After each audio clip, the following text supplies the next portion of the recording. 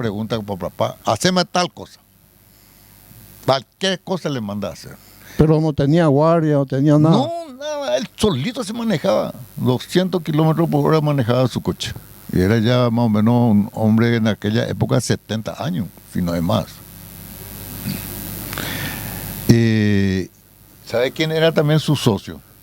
Enrique Llamando. Ese es famoso. El morocho. Enrique Llamando. Había un rubio también. Ese es como es donde él vivía. El casero. Ese es el casero de donde moraba el doctor Tomás. Sobre la costa del río sí, Paraná. sobre ¿cómo se le decía? Ese... Bueno, no importa.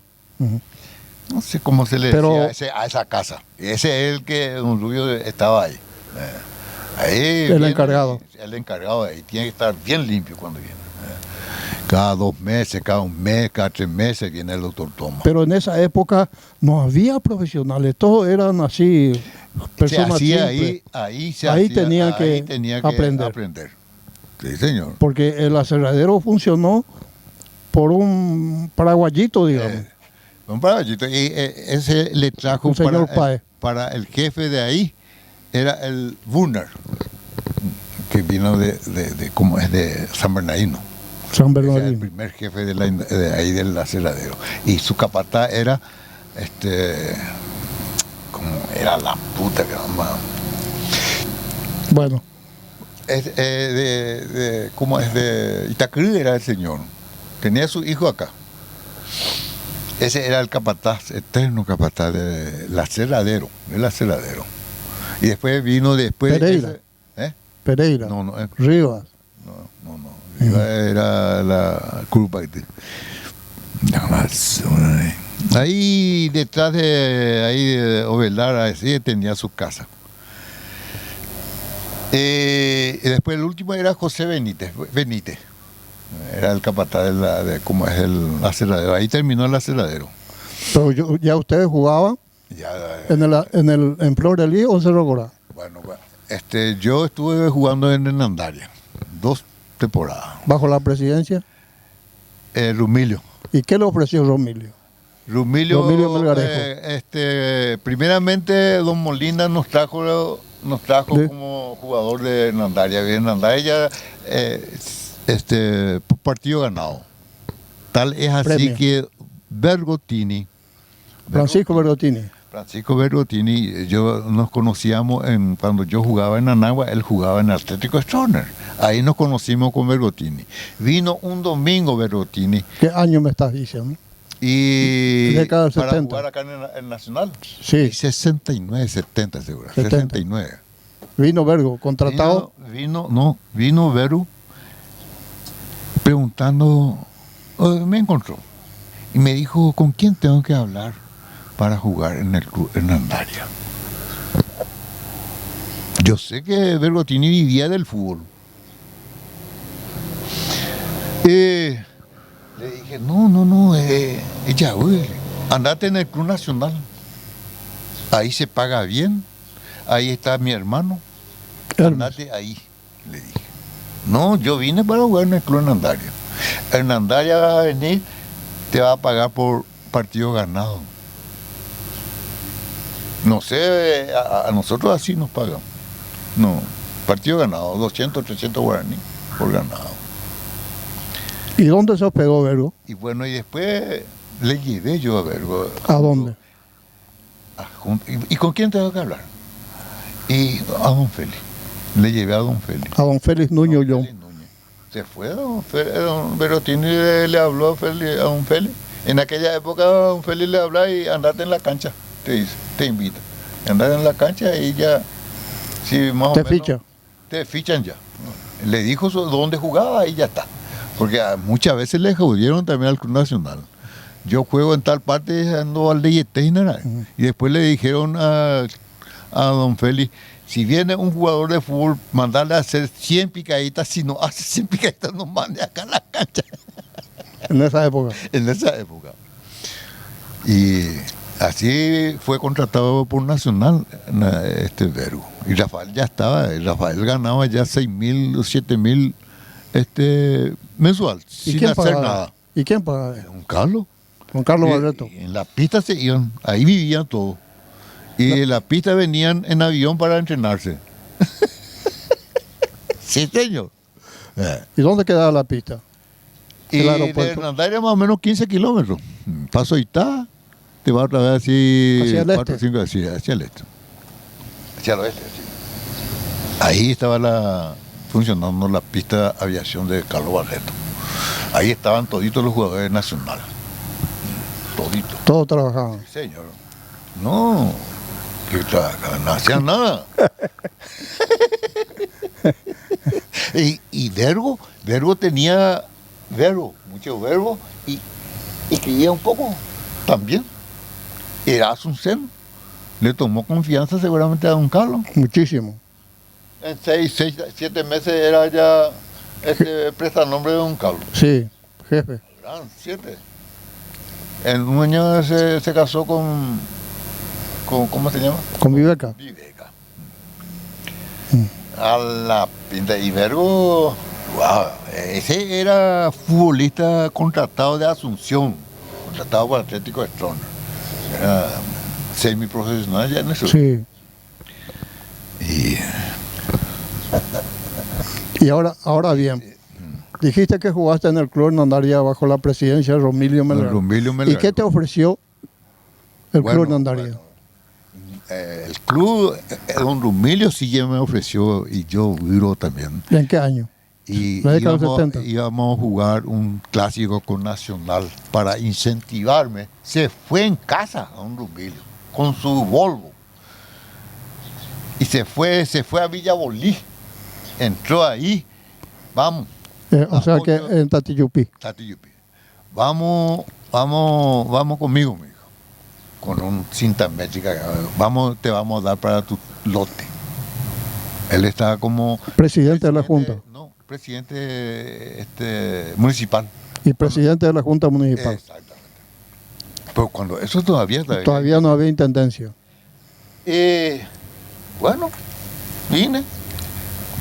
Ahí donde está ahora Movilínea. Sí. Casa Robert, más para estos lados. Casa Robert. Te iba a entregar el terreno. Un poco más a estos lados, hacia el centro. Ahí entre medio de la ruta, ahí entre... Camino al mercado de abasto. Única casa que había era la casa de Japón. ¿Cómo se llama? Toquíe. Doña Toquíe. Santiago Dávalo. No, ese estaba allá.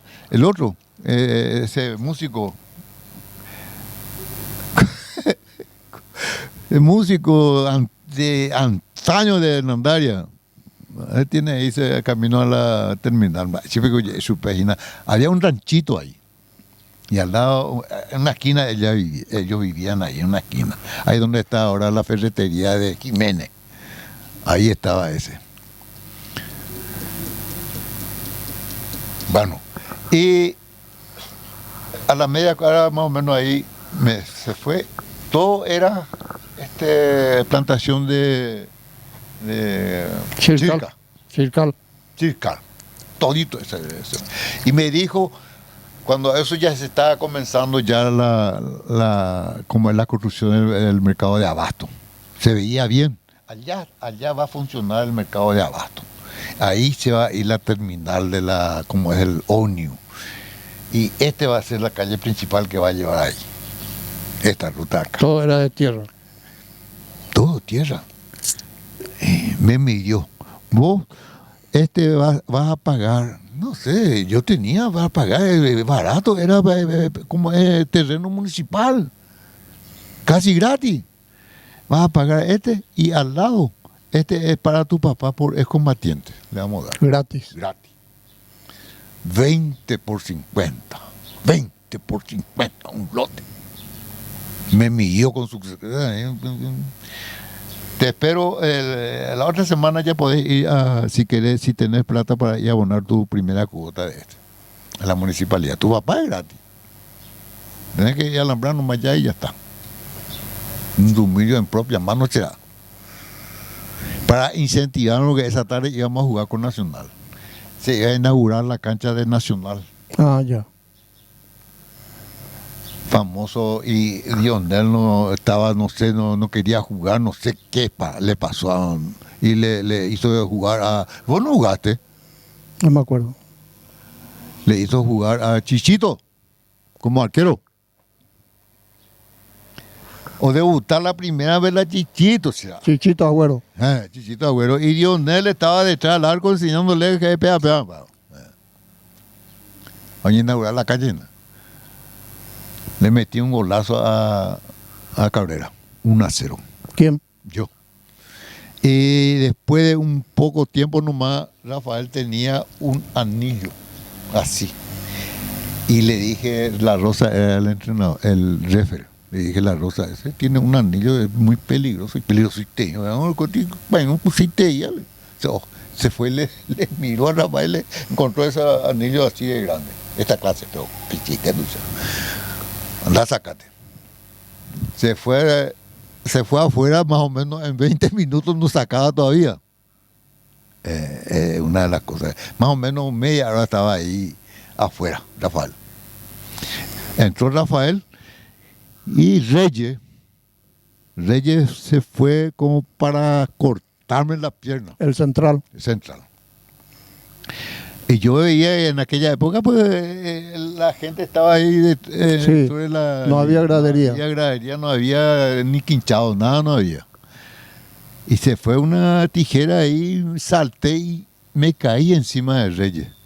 Y ahí Reyes fundió su carrera deportiva. La rodilla. La rodilla. Me caí encima de su rodilla, qué sé yo, de ahí se fue, no jugó más hasta hoy, don Reyes.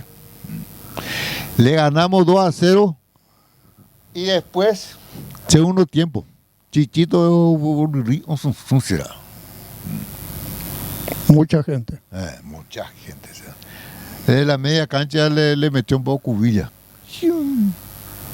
sobre el Chichito. 2-1. Después de poco nomás ya, ahora empatamos. Salimos 2-2 en ese partido. Y el primer partido le ganamos 1-0 en la cancha de Hernandarias. Después de 20 años le volvió a ganar otra vez Hernandarias Nacional.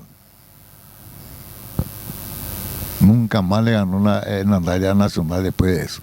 No sé cuánto tiempo le volvió a ganar un partido a... Bueno, cambiando de tema de sí, deporte. sí. Vos sos de Pacaraí, nacido Pacaraí. en Pacaraí. Nació en Pacaraí. ¿Por qué se le llama Pacaraí? Bueno. ¿Cuál es? ¿Por qué? Bueno, Pacaraí primeramente se le decía Guasubirá. Enseguida se cambió Guasubirá por Tacuaral. Tacuaral se le llamaba a Pacaraí. Ese era su nombre oficial. Tacuaral. Porque antes era compañía y era Guasubirá. Y después Tacuaral. Y había la estación, en aquella época, estación de Tren. Y antes pues, a los pudientes se les llamaba Caraí. No era don, sino Caraí se le llamaba eso. A los grandes señores. Ese es Caraí. En idioma guaraní seguramente Caraí. Bueno, y había muchas vendedoras de chipas, cigarros, agua lo que más se vendía en Pacaraí. Agua. Entonces, allá en el último vagón venían los Caraí. Porque el último vagón era como ejecutivo, que nosotros le llamamos ahora. En aquella época ahí viajaban los Caraí. Y el pueblo sí es vagón común, animal pirani. Y entonces los vendedores se iban a ofrecían ahí su agua. Y Pacaraí, agua señor, bueno, traducida en castellano, ¿verdad? Y Pacaraí. ¿Entendés? A todos los Caraí. Y Pacaraí. De ahí y ahí comenzó a llamarse Ipacaraí. Y se cambió de Tacuaral a Ipacaraí. En el año 1000, después de la guerra ya. Ula, después de la guerra del Chaco. ula, Pacaray. Otra que queremos saber. Muchos decían de que la industrial paraguaya lo trataban a los personales como esclavos. Y a lo mejor habrá visto cómo trabajaban los mineros, los tareferos, alzando la bolsa de hierba. Bueno. ¿Vos viste eso? Sí, señor. ¿Eh? Yo personalmente nos reuníamos por la mañanita en la caldera para tomar mate, para esperar la hora. Y ahí había comentarios, el que alzaba más la hierba, quién alzaba más peso. Y yo le decía, no puede ser. Alguno decía 300, alguno decía 400, alguno decía 250. Ese era el comentario. Por su espalda. Sí, sí, sí.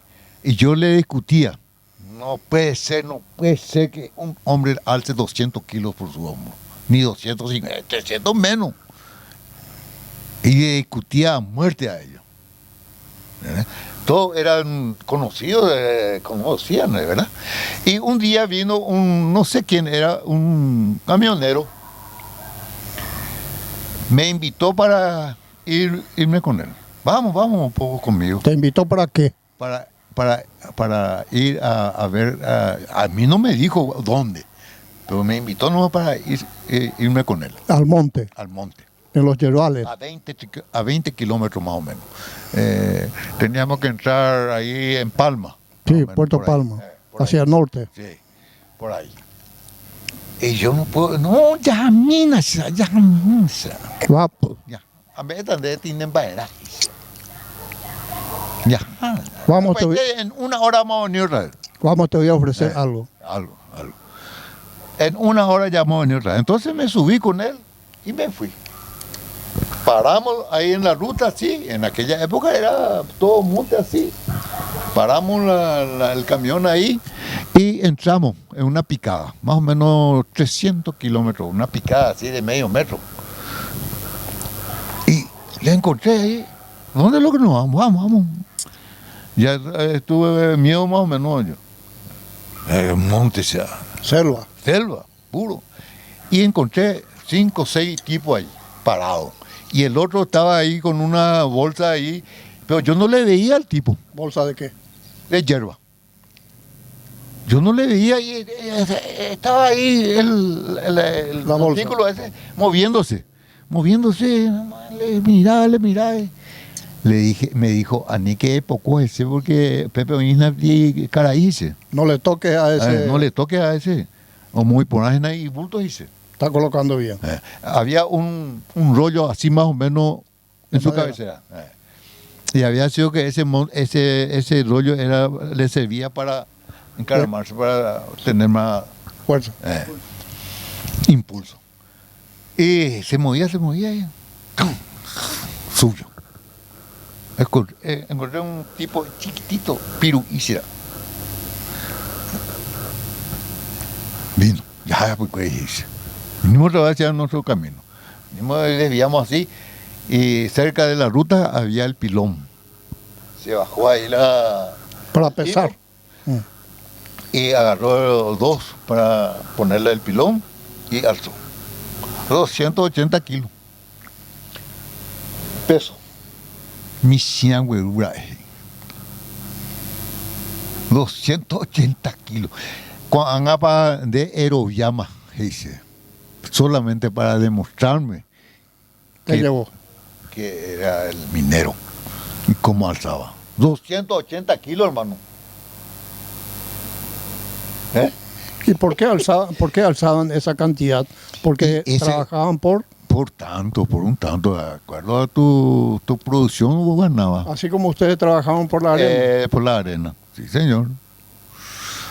Sí señor. La arena era pesado porque era arribada así. Sí, una pendiente. Una pendiente, muy pendiente, así.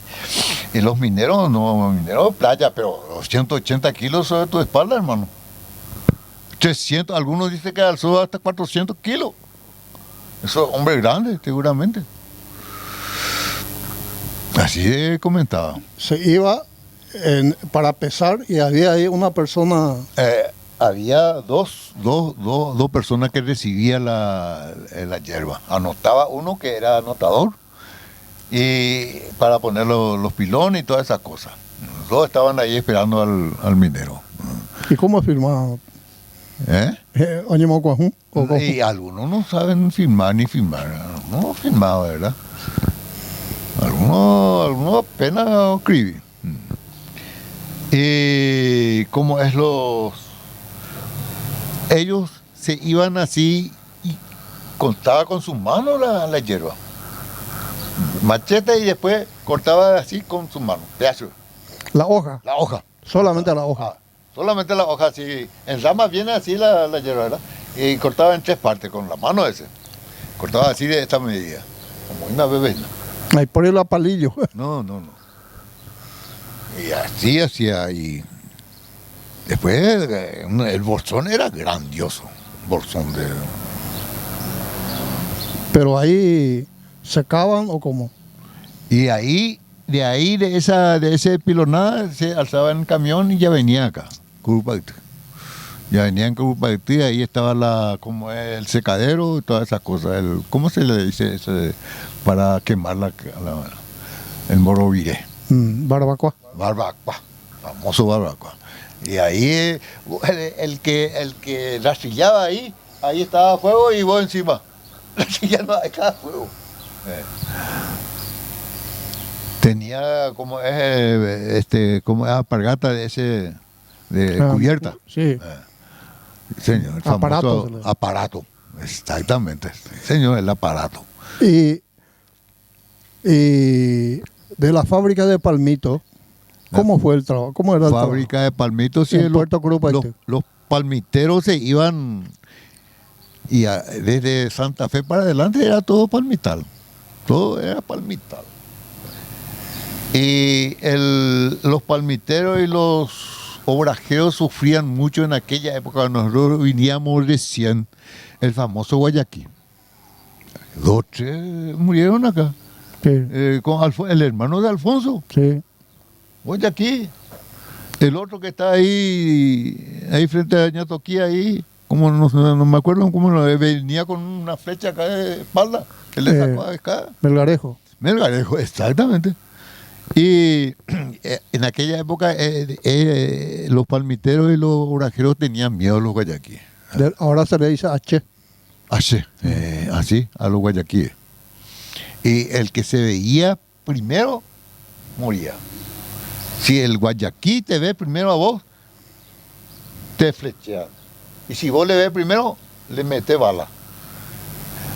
Por eso que acá en Hernandaria hubo 3 guayaquíes de esa época. 3 guayaquíes. Una era la mujer que estuvo con los Cardoso. Y el otro Aníbal.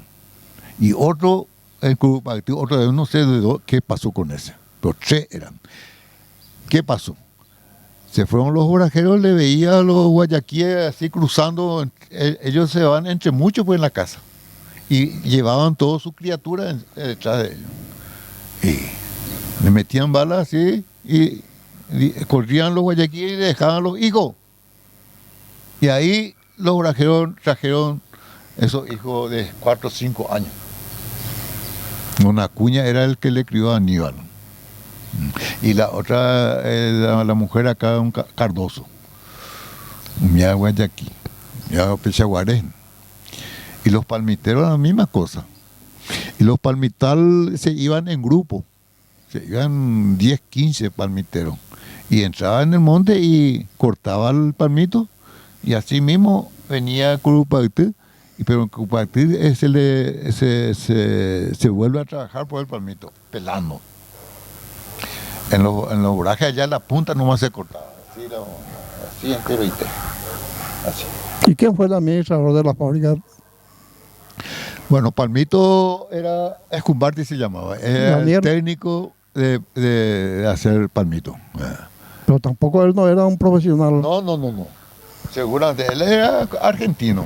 Él era argentino y seguramente. No sé por qué será que estuvo como jefe ahí. No, hasta que termine la fábrica. Se mudó Ya no había más cerca acá el Palmito, solamente después de Laurel había el Palmito. Entonces se mudó la industrial paraguaya en Laurel. Ahí estuvo haciendo la fábrica de Palmito. Y de Laurel ya terminó el Palmito. Ahora ¿Por qué bien, no se industrializó? ¿Por qué no se plantó el Palmito? ahora bien, en la fábrica de Palmito trabajaban mujeres solas. Sí, señor. ¿Por qué eso? Y las mujeres seguramente trabajaban ahí porque ahí pues era tipo cocinero. Y por supuesto que en la cocina, en aquella época las mujeres, cocina y mujeres. No va a haber cocina de hombres. Y seguramente por eso, porque Había más de 40 mujeres. sí, los peladores nomás son varones. Los que pelaban el palmito. Y el resto cortaba, había una mesa grande y ahí se cortaba, y las mujeres cortaban el palmito, cortaba todito. Hay mujeres que envasaban la lata. Le ponía no sé qué material ahí pues, en la lata y